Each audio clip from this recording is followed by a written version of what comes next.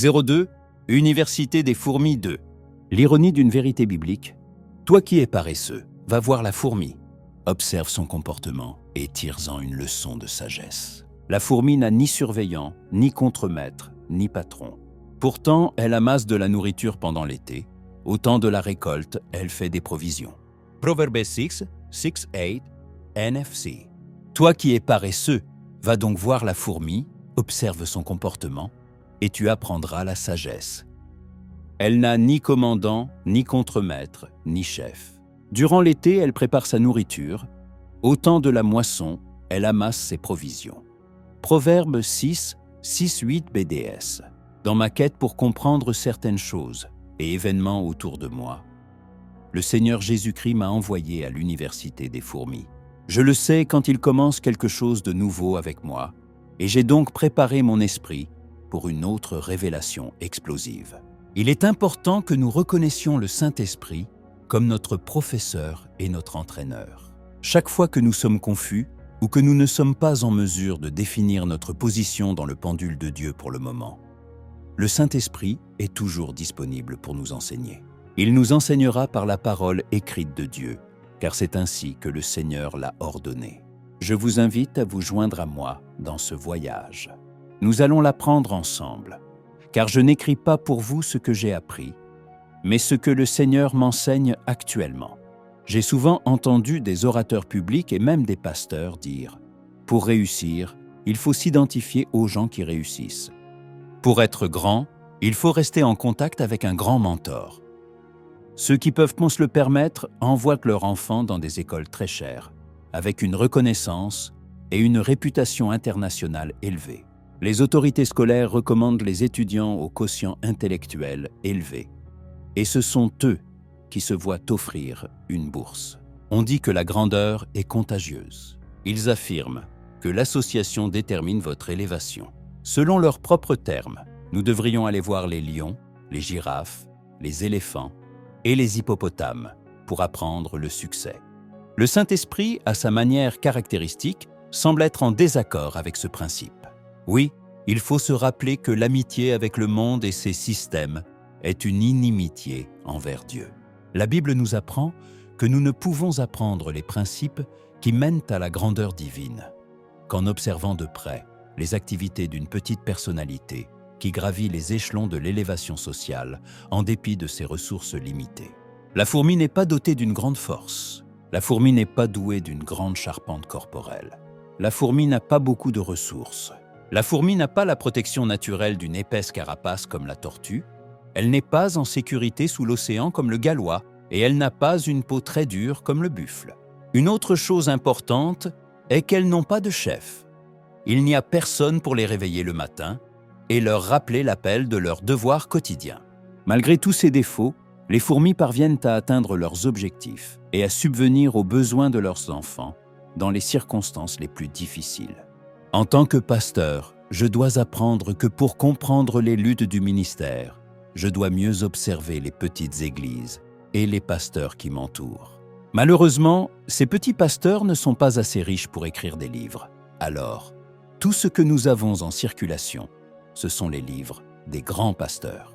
Si je veux devenir grand dans le ministère, je dois comprendre le secret qui a permis de maintenir une église de moins de 50 membres pendant plus de 30 ans, alors que la grande congrégation autour de moi a fermé ou que les dirigeants ont vendu leur propriété à une autre congrégation. Si vous ne le savez pas, cela arrive. J'ai plus de 5 congrégations de ce type autour de l'endroit où je suis actuellement basé à Port-Harcourt. C'étaient des congrégations très bruyantes, avec une grande affluence. Leurs panneaux d'affichage volaient chaque mois pour leurs programmes spéciaux et des prédicateurs populaires honoraient leurs réunions. Au bout d'un certain temps, elles se sont tues et nous n'avons plus de nouvelles d'elles. J'ai appelé les pasteurs pour m'entendre dire qu'ils avaient fermé et quitté la ville. Pourtant, l'église qui comptait peu de membres était là avant qu'ils ne commencent et est restée même après leur départ. Si je veux apprendre le ministère, je dois aller chez les fourmis. Si je veux apprendre le succès dans les affaires, je devrais aller chez la fourmi homme d'affaires, qui a commencé avec peu ou pas d'argent, mais qui aujourd'hui a quelques apprentis et a aussi une famille établie avec des enfants qui le respectent. Je n'irai pas voir la riche girafe et le lion influent, homme d'affaires, dont la richesse est inexplicable. Ils ont beaucoup de voitures et des maisons un peu partout, mais leurs enfants, s'ils en ont, sont des vagabonds et leurs femmes vivant dans le regret d'avoir épousé un homme comme eux. Certains d'entre eux ont des enfants éparpillés ici et là de différentes femmes, et la plupart des nuits, ils rentrent à la maison ivres. Si vous m'avez suivi pendant un certain temps, vous m'avez entendu dire à plusieurs reprises que certains soi-disant pasteurs chevronnés trompent les futurs ministres avec de faux témoignages. Ils cachent le secret de leur succès et disent aux gens des choses qui ne sont pas vraies sur la source de leur richesse. La femme de l'un d'entre eux à Port Harcourt était titulaire d'un mandat politique et est toujours impliquée dans la politique active. Si vous savez comment la politique est gérée en Afrique et les privilèges qui l'accompagnent, vous n'aurez pas de mal à connaître la principale source de leurs revenus. Cet homme ne cesse de répéter qu'il ne prend pas d'argent des politiciens. Vous ne pouvez pas apprendre les principes de la grandeur d'une telle personne. Vous ne pouvez pas apprendre d'un homme qui n'est pas prêt à vous enseigner la vérité. Vous ne pouvez pas apprendre d'un homme ou d'une femme qui vous dit sans cesse de travailler dur, mais vous ne voyez pas les principes du travail dur autour de lui ou d'elle. Malheureusement, c'est l'endroit où les gens se pressent à la recherche des secrets de la grandeur.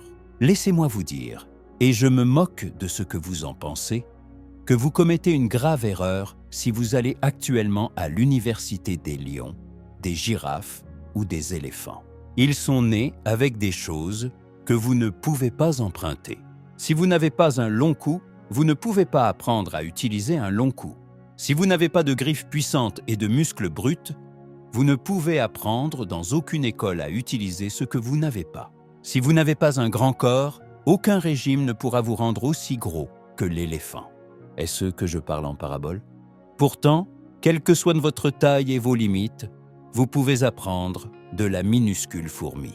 Vous pouvez apprendre comment avancer dans la vie, malgré tous les désavantages. Vous pouvez apprendre à ne jamais accepter une excuse qui vous empêcherait d'aller de l'avant. Même si vous êtes aussi grand que l'éléphant, vous apprendrez à prêter attention aux petites choses, car vous savez qu'elles auront de l'importance demain. Si vous êtes un poisson, vous pouvez apprendre de la fourmi comment coordonner toutes les ressources à votre disposition, car les ressources deviennent ce que vous en faites. Si vous êtes un oiseau, vous pouvez apprendre à survivre dans les zones à haut risque, car qu'il marche sur la fourmi intentionnellement ou par erreur, cela peut être fatal. S'ils ne mangent pas la fourmi, ils n'en veulent toujours pas autour d'eux. Tout le monde peut apprendre quelque chose de la fourmi. La fourmi m'a appris que la vie ne dépend pas de ce que j'ai et du nombre de personnes qui sont avec moi. J'ai appris que si je continue à faire les petites choses qui sont à ma portée, je peux encore construire un grand château pour moi et les générations futures. À suivre. Emma ton frère, nurnigeria@gmail.com